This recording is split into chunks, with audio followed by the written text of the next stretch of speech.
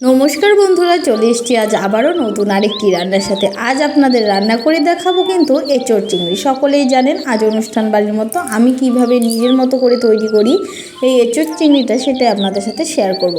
তো আর কিভাবে এঁচোড়টা কাটলে একদমই আঠা লাগবে না সেটাও কিন্তু আপনাদের সাথে শেয়ার করতে চলেছি। তো ভিডিওটা স্কিপ না করে সম্পূর্ণ দেখতে থাকুন। এদিকে কিন্তু আমি জলের মধ্যে কিছুটা হলুদ দিয়ে নিয়েছি, এতে কিন্তু এঁচোড়ের কালারটা পাল্টায় না ঠিক। তারপর কিন্তু এরকম 4 ফালি করে কেটে নিয়েছি, 1 ফালি করে কেটে নিচ্ছি আর কিন্তু জল দিয়ে দিচ্ছি। এতে কিন্তু একটুও আঠা লাগে না হাতে বা দায়ের মধ্যে। তারপর দেখতেই পাচ্ছেন 4 ফালি করে কেটে নেওয়ার পর কিন্তু আমি খোসাটা ফেলে এরকম ছোট ছোট সাইজে কেটে নিয়েছি। একটু ছোটো করে কাটলেই বেশি ভালো হয়। আর হ্যাঁ, দেখতেই পাচ্ছেন আমার কাঁঠাল কাটা কিন্তু একদম শেষ, আর কোনো রকম আঠা কিন্তু দায়ে বা হাতের মধ্যে নেই। তারপর এদিকে এগুলো সেদ্ধ করে নেব, হালকা সেদ্ধ করে নিলে বেশি ভালো লাগে খেতে বা রান্নাটি করতে। কিছু আলু, নুন, হলুদ দিয়ে কিছুক্ষণের জন্য সেদ্ধর জন্য বসিয়ে দেব।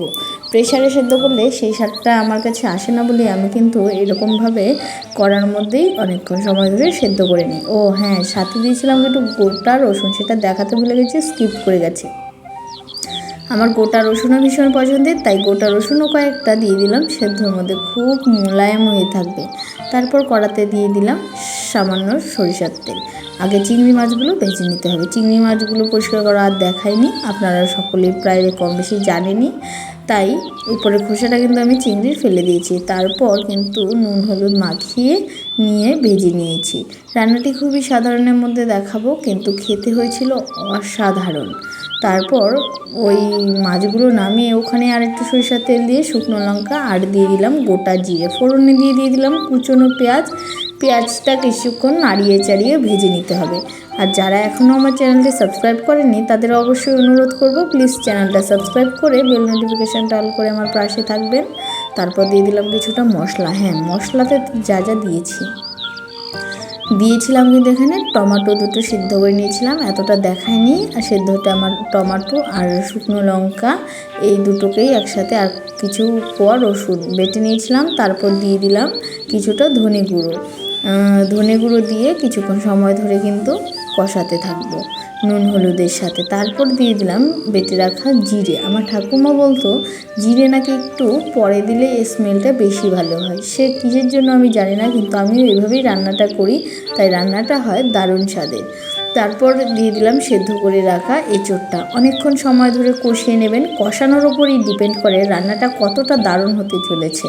ওই 15 মিনিটের মতো হালকা আঁচে কষিয়ে নেবেন, দেখবেন দারুণ খেতে হয়। কিন্তু কষাতে কষাতেই দেখতে একদম মাংসর মতো লাগছে, কিন্তু খেতেও হয়েছিল সেরকমই, কোনো অংশে কম বলতে পারবে না। তারপর কষানো হয়ে গেলে দিয়ে দিলাম ঝোল, একটু ঝোল দিয়েছি। তারপর কিন্তু অনেকক্ষণ সময় ধরে জাল হওয়ার ফলে কিন্তু গ্রেভিটা ঠিক জায়গায় হয়ে যাবে। দেখতেই পাচ্ছেন কীরকম, একটু পরিমাপ মতো দিয়ে দেবেন।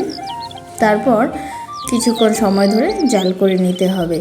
জাল করে নিয়ে কিন্তু এখানে আমি বেটে রাখা গরম মশলাটাই ব্যবহার করছি, কেননা প্যাকেটের গরম মশলাটা একটু স্কিপ করলে ভালো হয়। তারপর কিছুক্ষণ ফুটিয়ে নেওয়ার পর ভেজে রাখা চিংড়িগুলো এখানে দিয়ে দিলাম, দিয়ে ফুটিয়ে নেব আরও কিছুক্ষণ, 5-7 মিনিটের মতো।